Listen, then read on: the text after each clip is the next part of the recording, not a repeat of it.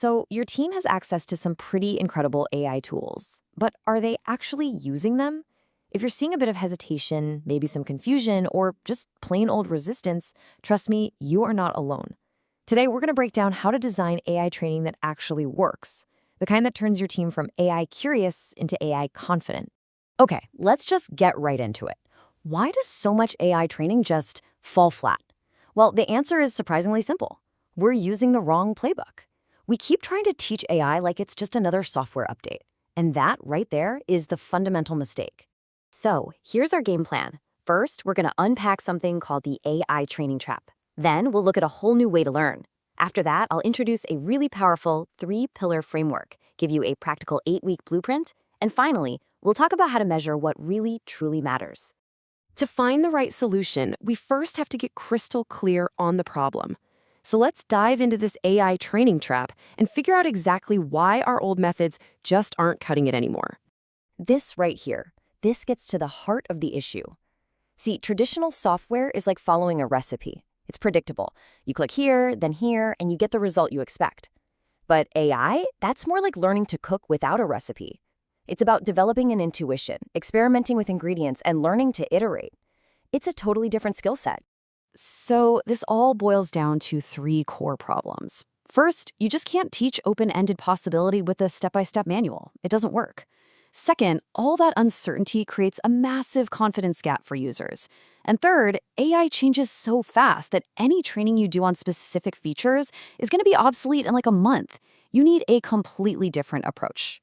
Okay, so if the old way is broken, what's the fix? Well, it all comes down to one single powerful shift in your mindset. And this right here is the turning point for creating a program that actually works. And this quote just says it all, doesn't it? We have to stop thinking about training as just dumping information into people's brains.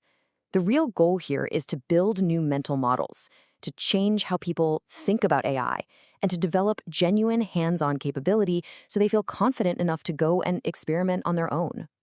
So how do we actually build that capability? Well, we use a structured 3-pillar framework. Think of this as your practical blueprint for designing training that delivers real results and, more importantly, lasting change. First up, pillar number 1, the conceptual foundation. Before anyone even touches a tool, they need to get the what and the why. Now, this isn't about becoming a tech expert. It's about building a practical understanding of how these tools work and, just as important, where their limits are. This means you've got to cover the basics, but in simple terms, how does a large language model actually work? What is AI really good at, and where does it totally fail? Why is it absolutely non-negotiable to critically evaluate every single output? You also have to cover the essentials like privacy and ethics and teach people what a good prompt even looks like. This is the bedrock of using AI responsibly. Okay, once that foundation is solid, we move on to the second and honestly, the most important pillar, hands-on practice. Theory is fine, but real skill is built by doing. This is where your team stops listening and starts creating. They use AI to solve problems that they actually face in their day-to-day jobs. This is where the magic happens. And finally, pillar 3 is all about social proof. Think about it. People are so much quicker to try something new when they see their friends and colleagues succeeding with it. By showcasing success stories and creating space for peer discussions, you create this powerful network effect where excitement and knowledge just spread organically. All right, now for the fun part. Let's take these 3 pillars and see how they come together in a practical 8-week blueprint. This is how you turn these ideas into a real, structured program. What's really crucial here is the flow. You kick things off in week 1 with that conceptual foundation, getting everyone on the same page. Week 2 is all about a gentle introduction to the tools, no overwhelm here. By week 3, you're doing deep dives that are specific to people's actual jobs, making it super relevant. Then, weeks 4 and 5 are pure hands-on practice on real work, followed by 3 weeks of ongoing support to make sure those new habits stick. And this chart, wow, this really drives the point home. Just look at where the time is spent. Almost half, nearly 50% of the entire program is dedicated to active, hands-on practice. This isn't about sitting in lectures. It's about building muscle memory by actually using the tools. You've probably heard the saying, you can't improve what you don't measure.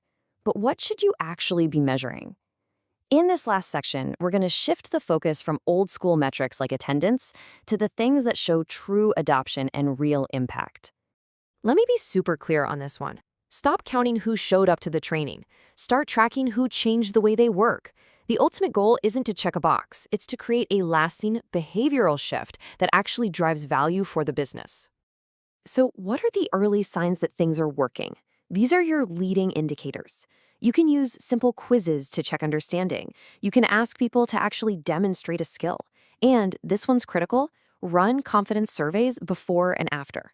Let me tell you, a big jump in confidence is a powerful sign that you're on the right track. Okay, so those are the early signs. Now let's talk about the long game, the proof that it all worked. Lagging indicators show up weeks or months later. Are people still using the tools? How often? Are their prompts getting better and more thoughtful? And the big one, are you seeing a real impact on productivity? And is the feedback positive? And here's a concrete goal you can shoot for. A really well-designed program should be aiming for at least 70% adoption by the end of the second month. This isn't just a vague hope, it's a measurable target that tells you what success really looks like. So, if you remember just one thing from all of this, let it be this. Effective AI training is a journey, not a one-time event.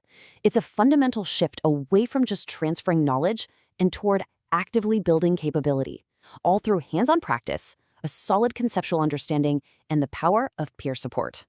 You know, at the end of the day, giving people the tools, that's the easy part. The real challenge, and the biggest opportunity, is building the confidence your team needs to use them well. The only question left is, are you ready to build it?